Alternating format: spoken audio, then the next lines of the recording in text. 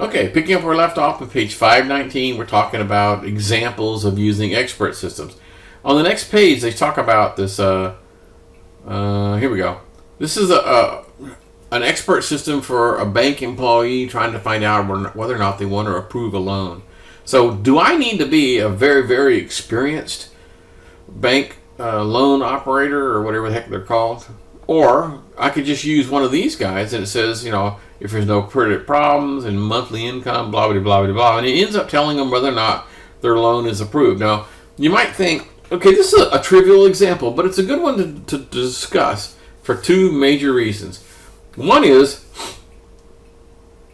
yes, it's an expert system, so a highly decorated, experienced loan officer doesn't have to be at every single station. He can kind of wander around among the stations and only get called on if there's a problem. So junior level employees can do the work, saves money.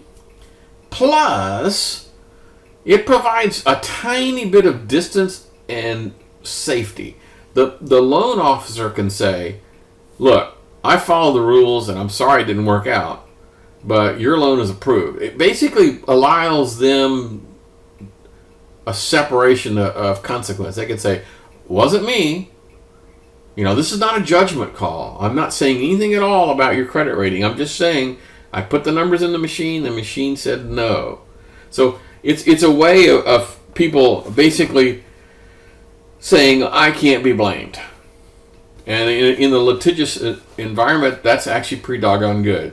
Where you'll be able to say, no, you weren't denied because of your age, race, color, national origin, any of those discriminatory factors. You were denied a loan because of exactly what we typed in here. Okay, so that provides some protection. So in an odd way of thinking about it, expert systems provides legal protection. Isn't that kind of weird? Okay. The next thing you talk about is, okay, I'm getting ready to build one of these things. So what are the components of an expert system? Now I'm going to go back. Here are the components of a typical expert system. So the inference engine, how's that for a good term? Basically, that's the guts of this thing. Okay, so just guts. So I have to have some sort of a database. That makes sense. I have to some sort of a way to acquire, knowledge base acquisition. So experts have to feed this system because out of the box it doesn't know anything. Some sort of user interface. So experts designed that questionnaire for the loan officer, put it into the system, stored it in the database. The user, who doesn't really know much about loans at all he has to do is just enter information and it comes back. Now there is an extra thing called an explanation facility. And the purpose for this is to provide some sort of assurance. In other words, it's kind of like a sanity check, being able to go in there and say, yeah, here's the reason why. Because if all I did was say, nope, the computer says, nope, can't have a loan, the first thing that I would say is, but why? And then you'd say, oh, well, because you declared bankruptcy in 2004.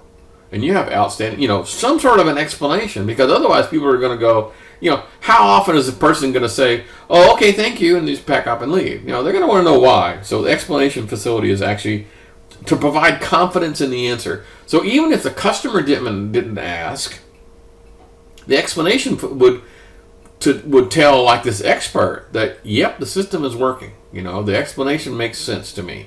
So it's good for both the user and the expert. Okay, so the inference engine does everything. The explanation facility is really to provide confidence or answer questions. The database, that's fairly self-explanatory. Acquisition, obviously have to be able to create new stuff. And the user interface is what the actual operator uses. Okay. This is kind of simplistic, but let's just go through it. Remember, database and raw, information, decision support, and then knowledge. So the increase in understanding, as you go up to here, you understand more and more and more and more and more. That's kind of straightforward. Okay. So let's say, again, inference, okay. Explanation, the knowledge acquisition. There has to be some way for me to get the information from an expert into this system. And this is a little more tricky. I've been involved in producing some of these guys before.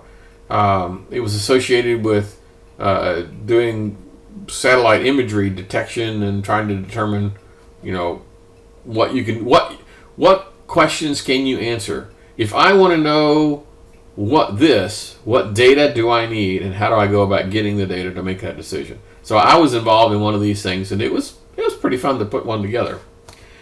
Okay, so the user interface, this is a stupid example, but are there previous credit problems? Yes, no. Usually, of course, they're going to be a little more complicated than that. Usually, it's going to be a form you fill out, hit the button, it'll analyze it, and come back and tell you what the answer is. That's kind of silly. So, moving along. And let's talk about, okay, now we're going to build one. I'm going to build one of these things. And what do I need? Well, I need some expert system software, okay? Probably hardware and software. Some sort of a system to do this. And I need a bunch of things.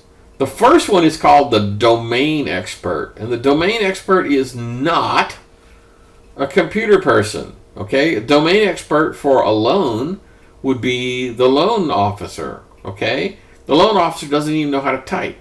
That has nothing to do with computers. The domain is the domain of the problem. If the problem you're trying to solve is loans, I need a loan expert. I need a brake press operator expert. I need a sewage treatment plant expert. So these are experts in their field, but not computer experts. Now, why on earth did the professor repeat that twice? I wonder why. Okay. You have to have a knowledge engineer. Now, this person does need to know, understand. They have to understand. They have to have like 1 foot in the door of the domain, 1 foot in the door of the user is going to be using this thing, and I guess they got 3 feet because the other foot is in the technology pieces. So this is the person you hire to put this thing together. So those are the pieces for how to get one of these things put together. Cool? Okay. Let's continue.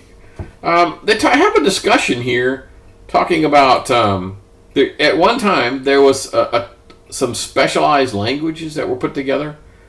A language called Lisp that was specifically designed for doing artificial intelligence kind of stuff. But that's just not done anymore. Basically, there is no real push for a single programming platform or language for doing artificial intelligence. That just doesn't exist anymore. Okay, cool.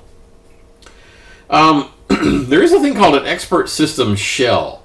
So here I buy a piece of software that basically has everything built for me. It's got the database piece, and it's got the inference engine and the explanation facility, all those things. So I just buy this empty shell, and then I get with my knowledge expert and my domain expert, and I put this thing together. So it gets you though you don't start with a blank sheet of paper, you can get a knowledge base put together in a lot of hurry. Now I mentioned Lentech. They have some fantastic ones. I've heard of some of these others.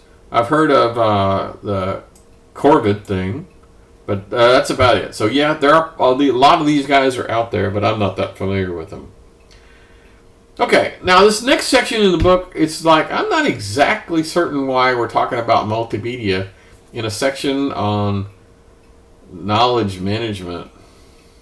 I don't know. So, hey, I'm going to skip through some of this stuff. So, what is multimedia? Okay, guys, you can read this on your own. You do not need a tour guide to take you through these chapters. So, read this. Yes, you should know what text and graphics are. Yes, you should know what audio is. Yes, you should know what video and animation is. Okay? Now, I will stop right here at file conversion and compression because there's an awful lot of people. There are people that go out and get a PhD on how to do file conversion and compression. This is a very, very interesting part of computer science. People are more and more trying to get audio and visual streams over the internet over slow links and get higher and higher and higher quality by doing very effective compression. So there's some cool stuff in here.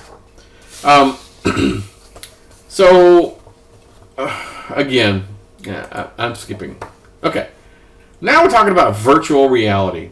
I have. Let me show you a.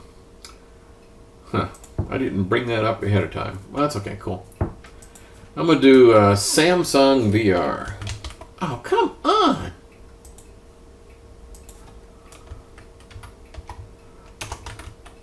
So you've probably seen these virtual reality glasses before. And here's just an example here. Good grief. Of what this thing looks like. Okay, I can't bring it up. There. Okay. What this really is like a 3D glasses kind of a thing. But instead of you buying the entire thing, this thing that fits over your eyeballs is your phone.